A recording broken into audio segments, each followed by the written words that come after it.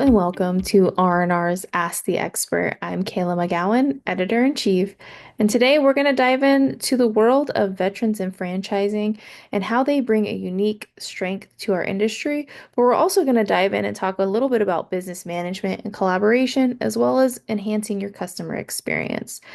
Today's special guest is Kevin Schramm, and he is an inspiring owner of Line Painting in Boise. His journey began in the Navy, and he went and transferred into franchise ownership when he concluded his service. He began his journey with line painting in 2020, and he demonstrates how veterans can have and find new opportunities with their entrepreneurial spirit. His dedication to Lime's core principles, love, integrity, mission, and intelligence, has not only earned him accolades such as Franchise of the Year and Ambassador of the Year, but also has brought him a ton of success in his ownership. His story goes beyond business success. He is deeply committed to giving back to veterans, partnering with Homes for Heroes to build homes for disabled veterans, and supporting the Wounded Warrior Project and aiding veterans transitioning to civilian life. Kevin's leadership and commitment to service makes him a standout figure in the franchising world and beyond. Please welcome Kevin. Thanks, Kayla. Appreciate that intro.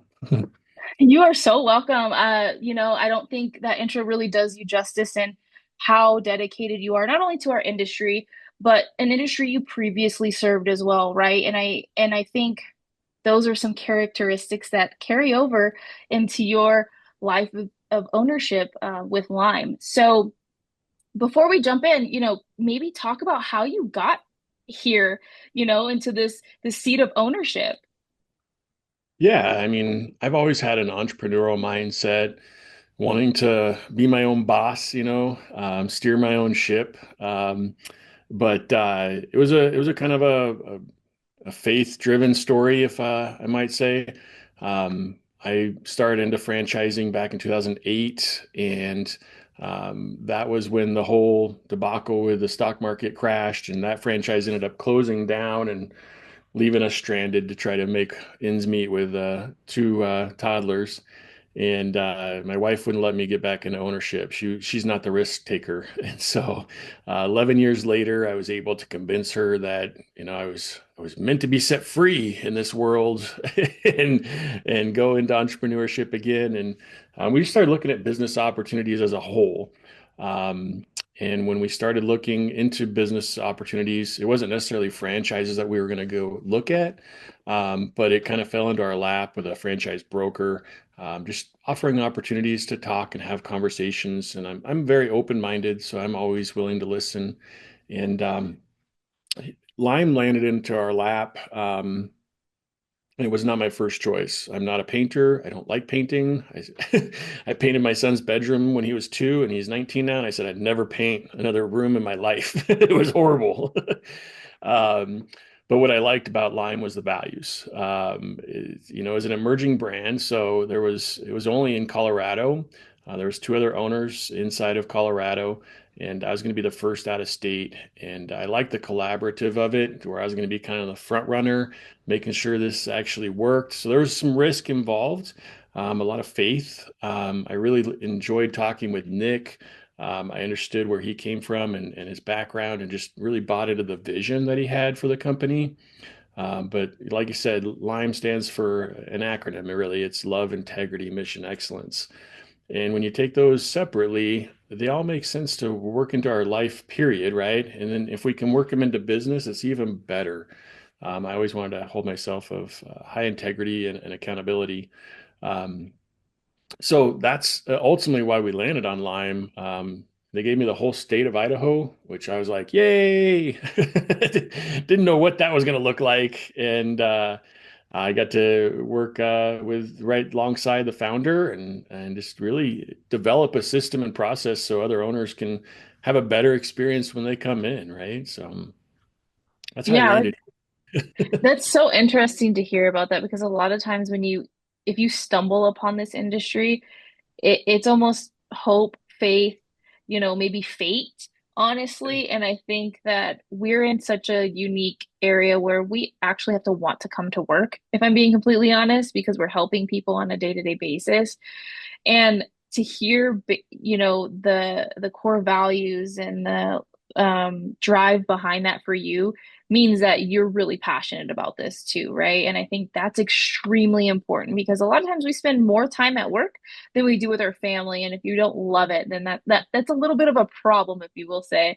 Um, so, being you were in the service before, Mhm. what unique perspectives and problem solving abilities do veterans like yourself bring into not only business, but restoration businesses or the industry that set them apart from civilians? And this is not a separation thing. This is a thing that we all bring unique values with whatever hat we wear. So could you kind of talk about that a little bit? Yeah, for sure. I think one of the most unique things is coming out of the military, regardless of what branch you came from. We're put in high stress situations on a continuous basis, and so we're able to manage stress load a lot better and process faster. The attention to detail, I mean, we're taught attention to detail from day one, right? Your boots better be shined, your socks need to be folded a certain way. And those are just the basics. But when you put it into application into the real world, it's a necessity in our industry, right? Like we look at a lot of detail stuff, and you have to look at a lot of detail. It's not just one thing you're focusing on. So I think that's another key attribute that veterans bring to the table. And then the maturity factor, right? I would say majority of veterans start in their military career 18, 19 years old, maybe 20. They serve their 4, 6, 8 years. They come out in their late 20s, mid 20s to late 20s. They're much farther along maturity wise because of what they've seen and gone through and have to work through. And so it's just a different level of maturity and be able to commit, excuse me, to the cause, right? And show up daily, right? There's a lack of accountability in our society right now and responsibility. And as a veteran, we don't get that opportunity. We hold the world on our shoulders, if you want to say it. So we commit to a cause when we buy into it. So I'd say that's a key aspect from veterans, right? It's just mindset. Is if we want to make something happen, we got to go make it happen. That's a key distinguishing factor for sure. But I would yeah, I'd say those are probably the key attributes that I like about veterans. Yeah, I would definitely say, obviously that's self-reflection too for you, right? I think you said some really key things as far as like, if you take a civilian at mid-20s and you take, a service member at their mid-20s, the comparison is not there unless maybe they've had that entrepreneurial bone or structure, attention to detail from the beginning, and that's really key, especially in some of the stuff that we do on a day-to-day, not only just processes and procedures, but, customer service, paying attention to what is going on, even when you're working on something else, right? I think that multitasking level is a little different for those who've served. As my dad will say, keep your head on a swivel type of mentality, right? It's just different. Was Um, he military?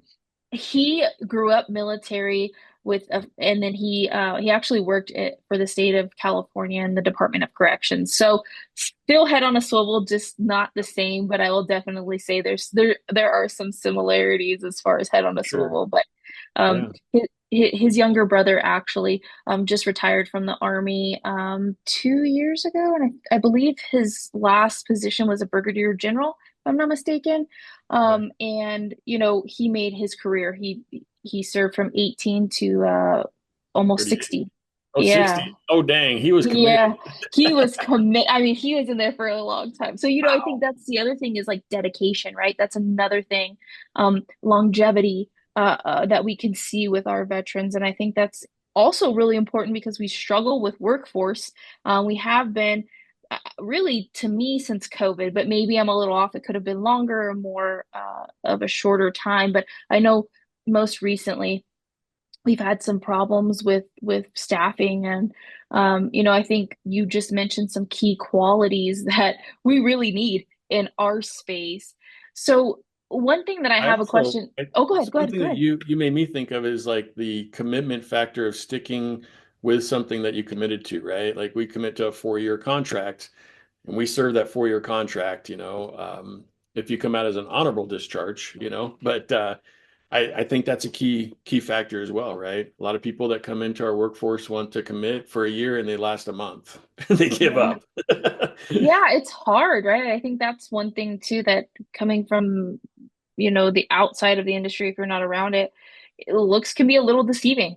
I think, expectations can be a little different than what we really have as far as what we see on a day-to-day basis. So, you know, taking somebody oftentimes from another industry or another profession could benefit us. And I think we're starting to see that a little bit more and more.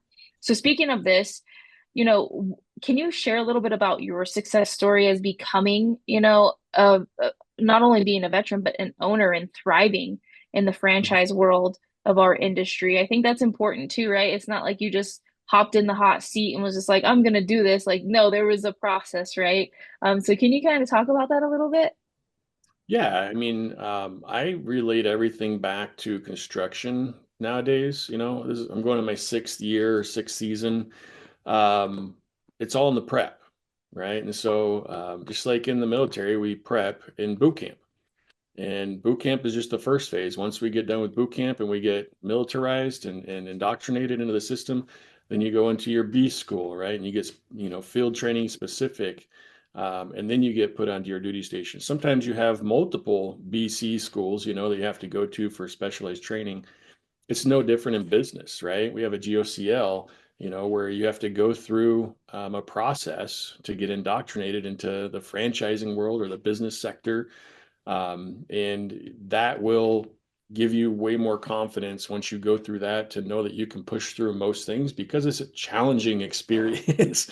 You have to utilize your surroundings and network and know who to lean on because I'm not an expert in all things. But I want to know experts in all things, if that makes sense. And so I worked really hard on creating a network that surrounded me so I have people I can count on to help me in certain situations.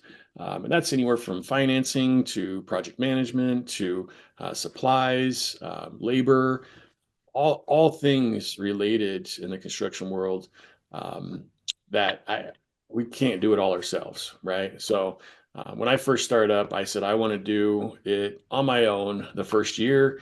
It was kind of a selfish reason. I gave up my job and I wanted to pay myself, and I didn't have confidence in the ability for me to manage people. So, but it was a twofold because I wanted to see every job performed in my industry to be able to know how to coach and mentor that role, and then manage it as well. But I've always wanted to be a better leader than a manager, if that makes sense. There's a distinguishing factor between the two. And I want people to respect me, appreciate me, like to be around me. And I don't feel like you do that with a managing role, right? Managers just dictate, go do, and report. And that's very military. And I don't want to be that way in the real world. So I'd say through that process, I've learned a ton, but it's also given me a lot of clarity and like a bird's eye view perspective of where my business is at and where we want to go.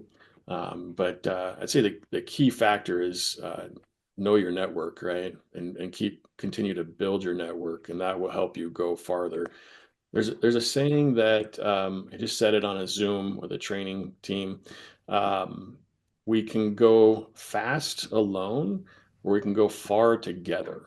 And I think that's military, right? Like you can only do one thing as one person, but as a group, we can get a lot accomplished. So Yeah, it takes a team. I think that's that leadership mentality, and you're not afraid to roll up your sleeves and get down to the dirty work if you have to. That is a true leader. Managers can also carry that characteristic, but like you said, there's different roles for different reasons, right? So speaking of all of this, I think it brings me to another great question that I have in mind is, the resources available not only to veterans transitioning into franchising or just into civilian life, right? That's a huge thing. How does that affect, you know, us as a whole, and how can we make sure that we spread the knowledge of the resources, right? I know before we hopped on here, we were talking about the VA and things like that, but I think you keyed in on something, the networking is huge. You just never know. Can you talk a little bit about that? Yeah. Which part? The VA or the Yeah, I network? know. I think maybe they kind of bleed into each other essentially, right? Because there Sometimes. is a network aspect inside of the VA and outside, depending on what you're trying to accomplish, right? And in all honesty, I think we all know it's really hard to transition sometimes from the active military mind to civilian life. No matter what branch or position you hold in our military, to be completely honest, it is a way of life that you're used to and you're transitioning. So maybe let's start with VA, right? Because a lot of times that's the most um, accessible, but also the thing that comes to the top of somebody's mind, right? So let's start there and then we can kind of work over to networking.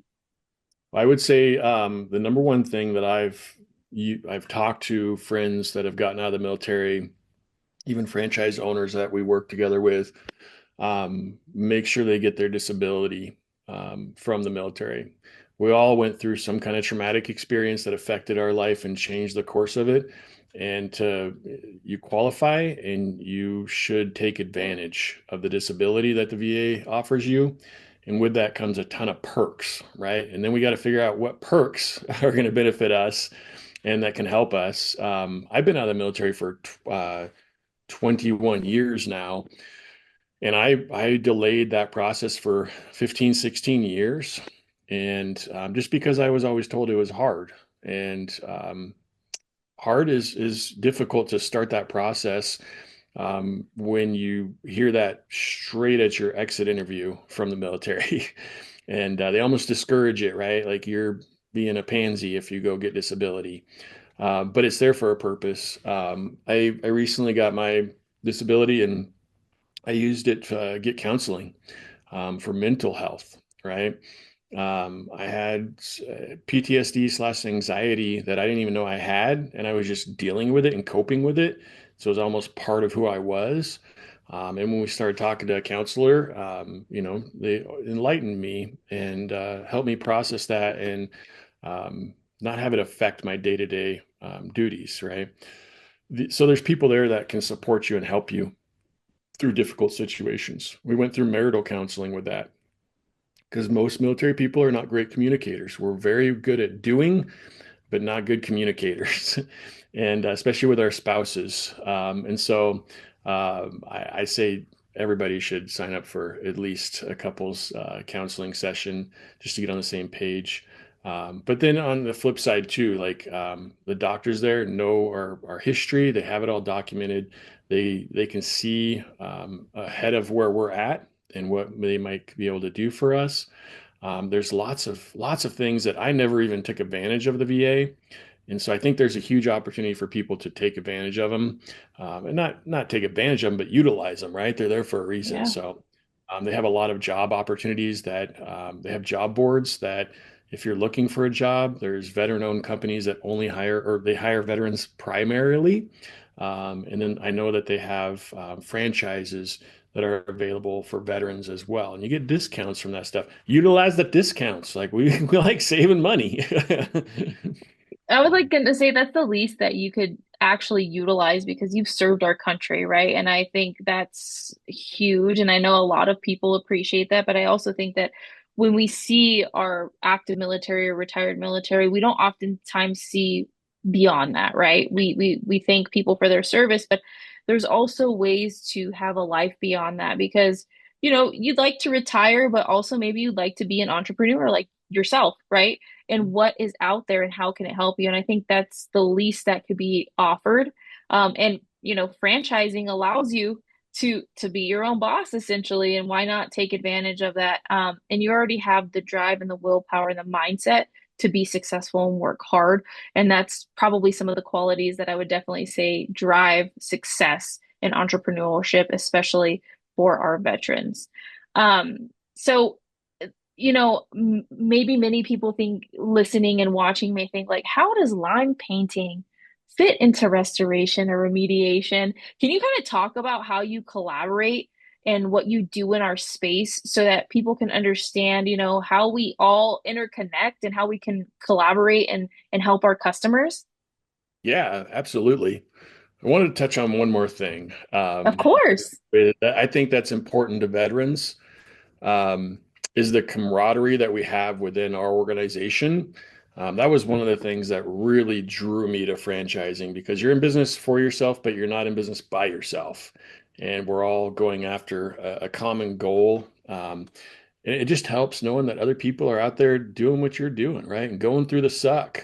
No one wants to be on the battlefield alone, right? And sometimes it's lonely out there. So the camaraderie that we have in the military is enormous, right? We eat, we sleep, we do work with the same brothers and sisters on a day in, day out basis. Especially when I was on a ship, it was 7 days a week, 16-hour days. Like you get no breaks away from these people, even when you want to.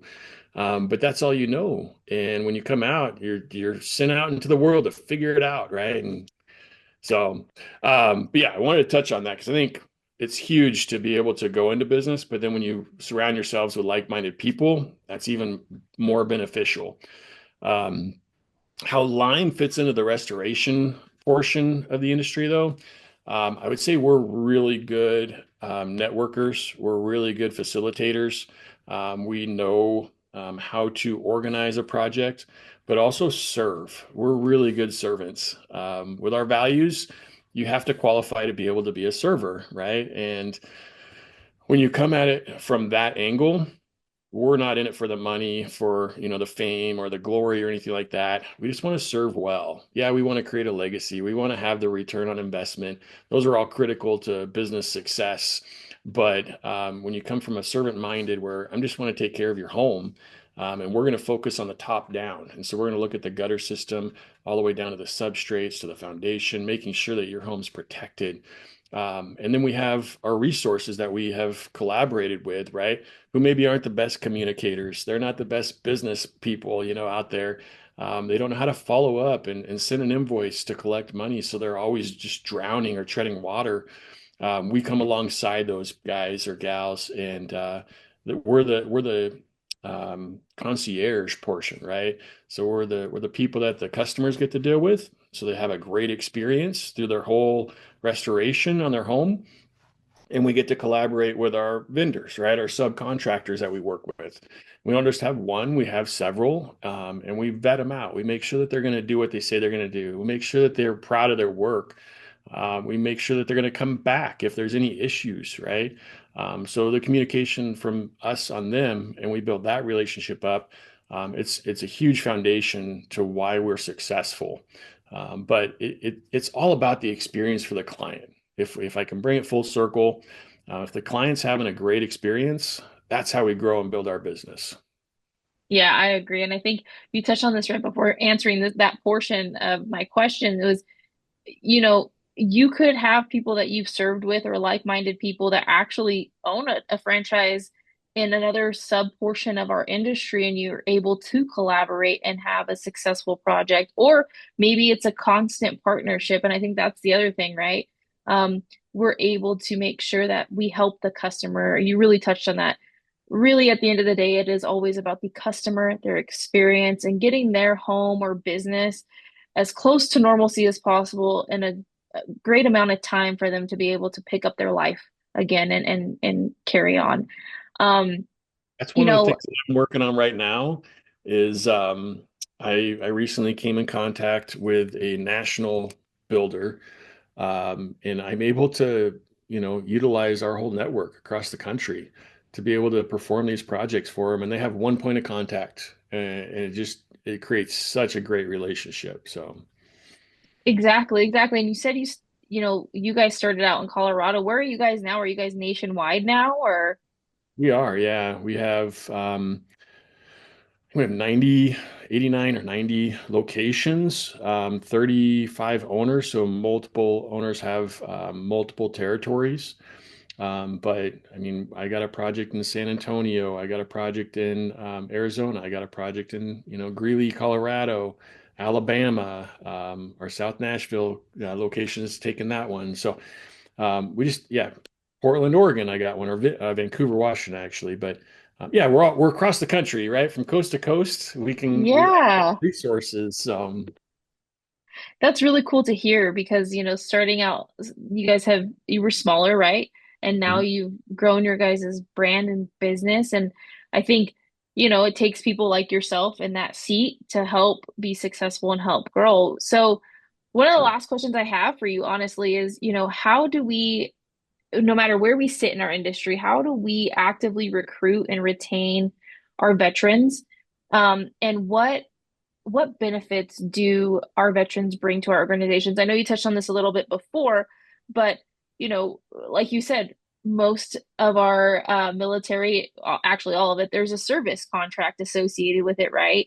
But for us, we may not necessarily have a service contract. So what do we do in order to help keep that talent on board our business? Are you referring to owners or are you referring to employees? Ooh, that's a good thought on that. I would definitely say both, right? Because Okay. I think there's aspects to both, and maybe it's how do you get employees that you can maybe push into ownership, right? That's another thing that I think when you're hiring somebody, especially if you are the owner, you want to put somebody in the employee seat that you could see one day sitting in an ownership seat, right? Or if something happened, they could step in and help continue to run your business successfully. So maybe let's start with the employee, which should transition into owner, right? Because at some point they have to start as an Oh, employee. did I lose you? Did you lose me? It might have been my reception. I don't know. Okay. Okay, here we go. Okay. So I would just start on answering that question with an employee, like, because I think employee will transition into owner essentially. I don't have a solid answer for you.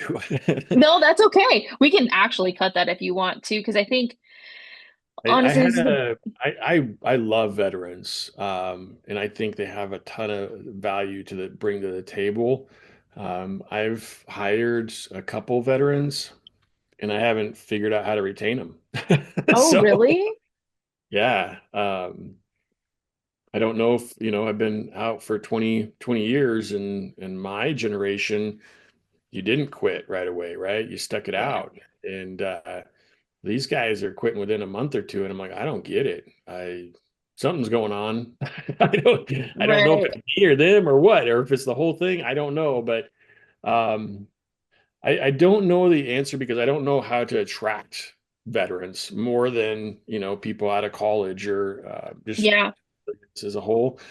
I know there's job boards out there. I haven't really pursued them to be honest, but it's a difficult one, I think just general. It makes it, how can you focus on something if you can't even get just generally people to stay? Because I feel like Yeah. unfortunately we're in a really weird space if I'm being completely honest. So yeah, I we can totally cut that because I think that is something that's really hard to really pinpoint because you I just can never speak know. to everybody having the frustration of hiring right now. And I can speak to those that are listening that want to come into an organization that values you and has opportunity for growth. We're implementing an SOP on how to take somebody from an account manager who's knocking on doors to 2 years from now having their own location, right? Like, um, Yeah. focused on that because we want people who buy in and want to stick it out. But it takes that drive and ambition and the faith, really. I think a lot of people have lost faith in themselves and in the economy as a whole. I do think the next 4 years are going to be good. Yeah, I have that Um, same mindset. yep. God Or willing. better, I should say, better, right? We don't know how good they're Yeah. going to get, but they're definitely Yeah, going to be better. better. Better. But there's a lot of hope that's been restored, and Yeah. I think that will help our economy and um, our Our employment workforce, yeah. pool, right? Yeah, so Yeah, if maybe you're I'll not paying re somebody $25 an hour, they're not going to stick with you. It's crazy. yeah, it is crazy. So maybe I'll reword that question. So let's see here. Okay. So what advice or what maybe works or you are you implementing to help not only retain just general talent, but maybe show them, that there's a long-lasting career. Like, how do you do that? Is it based on the core values? Talk about what you guys are working on. Obviously, don't give all the secret sauce away, but Right. what do you think it is? I know we're all facing um, issues with finding reliable talent for our businesses to thrive and grow. So, what advice do you have for those who may be struggling with it? Because we all are. So, what do you have you found that works for you guys in particular? I think we're still working that out, to be completely frank, and that's business as a whole, right? We're constantly evaluating and restructuring things to benefit the forward movement of the business.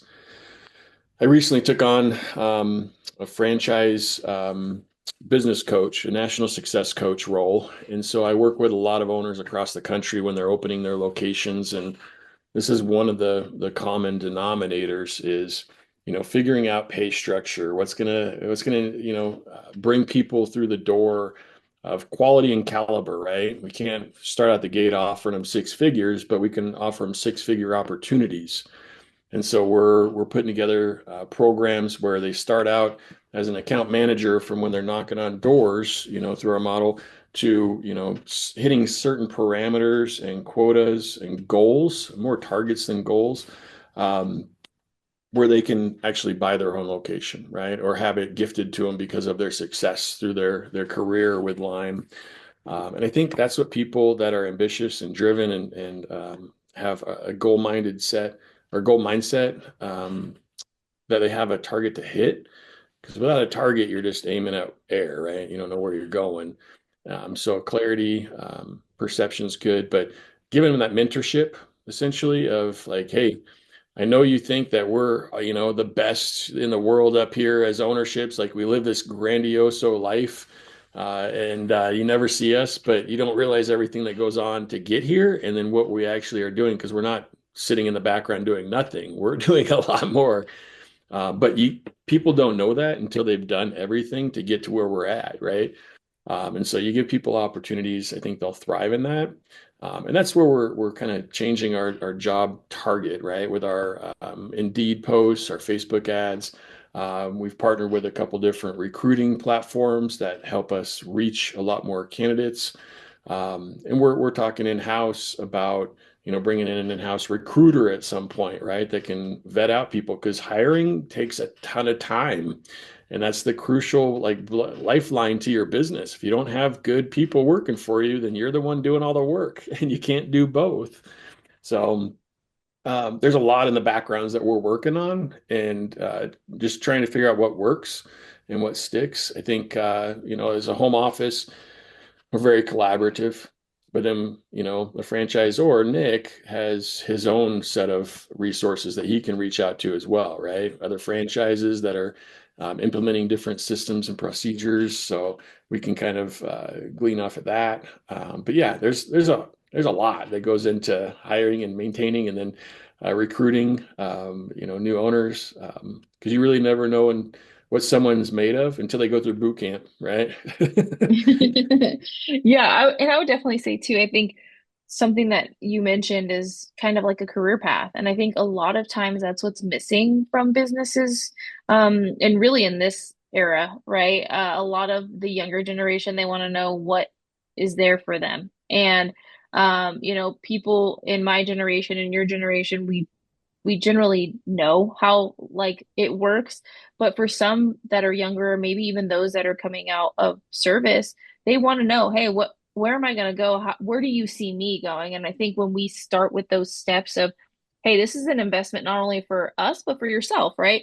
You drive your success. And I think that's one thing about our industry that's just really unique is you have to be in that entrepreneurial mindset, no matter what position you hold, because honestly, you determine your success. Even if you work for the top of the top, your drive and your will is actually what's going to drive you to success, is particularly here. And I believe everybody that I've ever run into or talked to, they have an entrepreneurial bone in their body and you have to utilize it. So I think that's also really important to just kind of, feed off of what you said, especially in particular when we're seeing so many issues just in the workforce in general in all industries, not even just our own.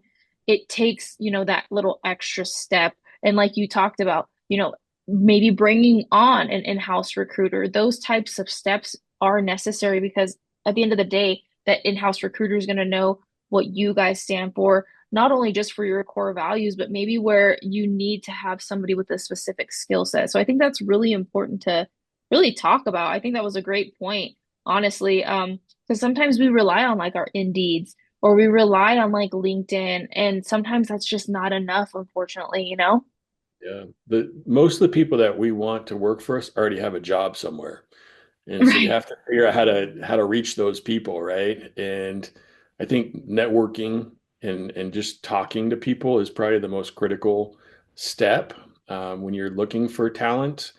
And just having like normal conversations like you and I are having, right? It's a conversation, and if you align, you align, right? I think most people quit their boss, not their job, and so they're looking for a place to fit in. I think the 20-year employee is no longer. There's just not that commitment anymore, and the 401ks don't matter. Like we had so much in our economy go south from my parents' generation to our generation, now the new generation. Um, they all want to be Instagram influencers, and but yeah, no, it's just yeah, it's a crazy time that we're in. I know it's we go through cycles, and you just have to figure out which cycle we're in and how to excel. I think one thing that came to my head, and maybe I could be wrong on this, and you can tell me I'm wrong, but in our industry, you have to look at the world as your oyster. Like you don't have a ceiling. Like we can, as a painting company, contracting company, we can paint the whole world. Like there's nothing holding us back. Yeah. You have to have that mindset and that mentality. Like I'm going to go attack the market and not figure out how to bring the market to me, if that makes sense. No, that's so true. I definitely would say you said make it rain. That's totally you're telling us what generation you're in, by the way. Oh yeah. But I think that's very true, you know. And one thing that I think going back to your core values, what better way to have it in your name? Like that just stuck in my head too, because your company name is based on your core values. And if that isn't a story to tell somebody that you're trying to bring on, I don't know what is, to be completely honest. Like to me, if I were looking for somewhere to call home and I was told, hey, this is what our business stands for, you know, you would ultimately be able to look at the career path or plan that is given to you and take it seriously. And I think sometimes people don't know what questions to ask. And I cannot stress this enough. I say this all the time. The only bad question is the one you don't ask. You know, if you have that question, chances are somebody else in the room has the question. But like you said, you can paint the whole town. But what does that mean? You Yep. know, Yep. what does that mean? And I think we all bring a unique perspective to business, right? Whether we're a business owner or we're trying to have that seat, we all have ideas and collaboration. And like you said, you're like, hey, you can tell me I'm wrong, but honestly, I don't think that's wrong, you know? And, you know, maybe somebody else may say, hey, it's not wrong, but maybe you should approach something this way. And I think that's the beauty of this industry too, right? Like you said, you have a network that you can tap into and you can compare apples to apples and oranges to oranges, or even an apple to an orange and still learn something, right? Maybe what works now or an idea that we have works now may not work in 5 years. And I think we're finding that more often than not. Like you said, the generational from when your mom and dad were working to even when you were getting set to, you know, come out of the service to now, things have changed so drastically. And I think that is part of the reason why our industry sometimes struggles, because we don't think about the change that inevitable change is really truly happening. And I think we've heard recently too, like with AI and things like that, some of us are going to get left behind, right? And that's a huge conversation. And if you don't adapt or try, you know, that's one thing that will, you know, inevitably fail. It's just like, you know, bringing in the right staff and helping our businesses flourish, you know. Um, Yeah. I Hmm. think we could probably go on and on about all of this too, because it's just such a big topic, if I'm being completely honest. But I think It's to get huge. back down, yeah, yeah. And to get back down into like the weeds of this conversation, you are walking proof and living proof that, we need to utilize some of the resources that we maybe not tap into and see where we can go with the help of not only just our veterans, but those who come from different walks of life in order to make not only our franchises, but our industry successful as a whole. Hmm. Absolutely. And I was going to key in on that too, because I don't want this to be exclusively to veterans. I think veterans bring a key factor, but I was watching a show with my wife last night, and he says when you're driving a car, you don't stare in the rearview mirror, right? You're going to crash, you're going to hit something. You got to look forward, you got to look through the windshields. And that's what I always focus on. I live for today. I I reflect on yesterday to see if I can do anything different or be better, and live for today and focus on what we're doing. Be in the moment. I think that's where most people are missing the mark is we have to be in the moment. Put your cell phones down, put social media away for a couple hours. When you're talking to somebody, talk to them, look them in the eye. Don't pick up the phone. I don't care if it rings. It'll still be there. There's a voicemail system. And then plan for the future, right? Look to where you can go and what goals you can set for yourself. And that's what we do today to get to where we want to be tomorrow. But we don't focus on tomorrow, we focus on today. And so I think that's where I want to leave it, right? Is like keep looking through the windshield. Don't look in the rearview mirror of where you've been, what's happened. We've all had shit hit us in the face, right? Or life happen, right?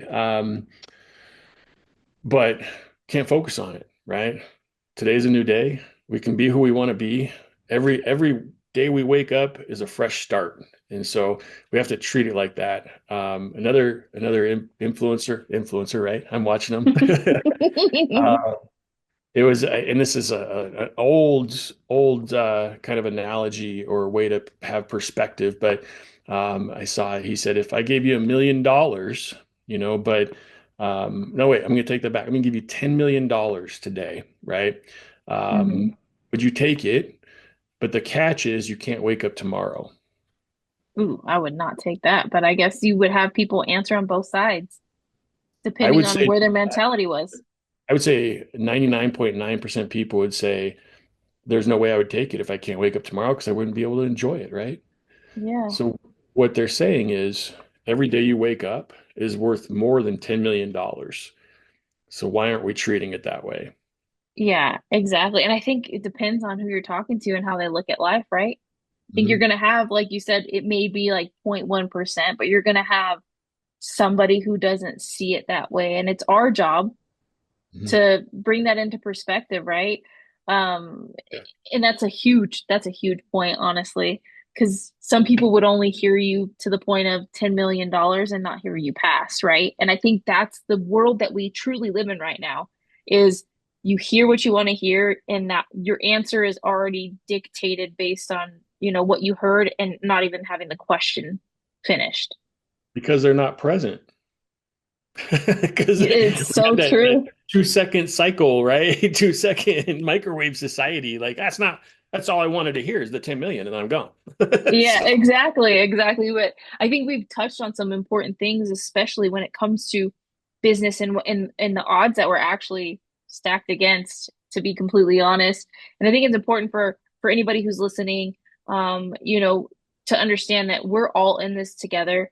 And I think, Kevin, you are really honestly onto something about living in the present. There's nothing like shaking somebody's hand and looking them in their eye and talking to them or, like you said, when you're in with a client or even you're an employee and you're having a conversation and your phone rings or someone walks into your office or an email goes off or whatever the case may be, give that person undivided attention. Because I also think truly that tells your staff that are sitting across from you how invested you are in them. And those little things, they seem little, they're actually really big in somebody else's eyes. oh, that's such a good point. I'm going to tell you a story that my wife actually told me that I didn't even know I had an impact. And we were getting life insurance. And, when you get life insurance, they have to send somebody out to give you an exam, right? And this was up in Washington. And I showed up to work early for this nurse to come in and be able to do my blood pressure and take my samples and whatever, my blood. And wished her a good day. It was like a 15, 20-minute interaction kind of thing. And my wife ran into her. I think she did my wife's exam as well. And she put two and two together who we were. And she's like, "Oh my gosh, I just love your husband. He is so attentive. Like he is like invested when he's talking to me." And I was like, "Really? I didn't feel like I did anything different." But it pointed it out to me like how much people need to feel valued, right? Mhm. So that's my intentionality. Anytime I talk with somebody, they're important to me. And I lose track of that every once in a while because business life hits you in the face and you're getting calls all the time, emails all the time, and text messages. And we have so many things pulling our attention, and they're all important. But the reality is whoever we're in the moment with, that's who we need to be in the moment with. So, Yeah, no, I was definitely going to say too, we're in probably one of the industries that's oftentimes thankless. mhm. Just because of, what we do, I guess is the nicest thing to say, right? Just like teachers, just like sometimes law enforcement, it's a very thankless job, military as well. I think when we go that little bit of an extra mile or just build that into our own morals and values, it does make a difference because sometimes you run into somebody who's having a really crappy day, to be completely honest, and you can turn their day around so fast, not only with your customers or your staff, but maybe another vendor. Maybe, like you said, she was coming to do a physical for life insurance, and how many times is she doing that a day? And, some people are like, well, I don't need my blood pressure checked. I don't need to have my blood drawn. I don't need to have my weight taken, and it's like an ever evolving thing. And that just made a difference. And like you said, we need that human interaction. We need that value in those interactions. And it's extremely important. That's how you can actually take your business to the next level, if I'm being completely honest. Uh, 100%. Yep. it Yep. that take People it to the don't do next. business with business, they do business with people, right? So I I think just met that's with key. yeah, I met with a roofing contractor that so here's my next caveat. I know we're way over time, You're okay. but You're totally fine. You're totally fine. uh, I love this stuff because I invest into people, right? And I think that's where my value goes up is how many people I affect and influence and elevate. But I joined a networking group called American Contractors Network last year, 2 years ago, a year and a half ago. It's been a while. And I've signed up, so I wanted business coaching. I was feeling in a place in my business like I'm kind of floundering. I don't know how to grow. I don't know what I'm doing. I want to go to the next level. And I found a guy locally, and I paid him a lot of money to coach me. And what he was better at was networking and how to get us all to collaborate together and become a community rather than individually coaching us. And the reason I tell you that story is I'm still working with a roofing contractor now, even though that group has disbanded, it's moved down to Utah, but we all stay in contact. But she moved her business up to Montana and still has a little bit in Boise. And so I gave her an opportunity that I'm working on a commercial project here in town. And I showed up and gave her a big old hug. And, we looked at the project. She got up on the roof, looked around, and I just at the end of that interaction, I said, Julie, you're the first person I think about when I hear about roofs, and she's like, "Oh my gosh, thank you so much." Like she was genuinely happy. And I know for a fact if she gets any painting opportunities, I'm her first call, right? And that's how you build a network is by loving on each other and buying into each other and each other's success. Because when you win, we all win. Yeah. That's the franchise model, right? Is we all win together, right? I Hmm. have this conversation on a monthly basis. I'm vice president of the FAC board, which is a franchise advisory council, and some franchisees can be narrow-minded and focused only on their territory, right? But not see the bigger picture. And I said the reason you buy into a franchise is like you buying into a McDonald's. You can start up a hamburger joint, right? A local, Kevin's hamburger stand, right? And get it to as big or bigger than McDonald's down the street, right? Because you provide a good service, you great food, but the value is probably 100x from McDonald's to Kevin's Hamburger Shack. And that's what you get with line painting. And any franchise you're in, as long as it's on a growth mindset and they want to expand, they want to grow and help their franchisees, that's what you buy into a franchise for, is you have way more value when you exit than when you don't. So it's a long-term investment is the way I look at it. And that's what you have to think about it when you're in a franchise too. You don't get that immediate satisfaction because we're paying a lot of money just to be in the franchise for royalties and brand development and everything. And we sacrifice a lot, but the return on investment is huge compared to if you just started up on your own. Yeah, and I think that's really key too, is like, you know, you have to look at some things as an investment, right? There's different opportunities, whether you go the franchise route or you go, single shop by yourself and you maybe want to franchise later. And maybe it's like you said, like Kevin's Hamburgers, maybe you want to have a franchise eventually, but right now you just want to think small. And I think sometimes you have to look at the future, even though that sometimes is a little scary. Where do you want to be in 5, 10, 15, 20 years? And sometimes that right there just tells you the answer, like, hey, maybe franchising is best for me. I only want to be in this industry for 10 or 15 years. Granted, most people stay well beyond 10 or 15 years in this space. So, I really want to thank you for your time today. I think we've covered so much, and it's so crucial to really tap into other people in our space and understand their mindset and how we can take some of their tips to not only grow our business but also make our industry better and the service to our consumers top tier, because at the end of the day it's all about the customer and we have to provide the best service possible. So thank you so much for your time, Kevin. I really appreciate it.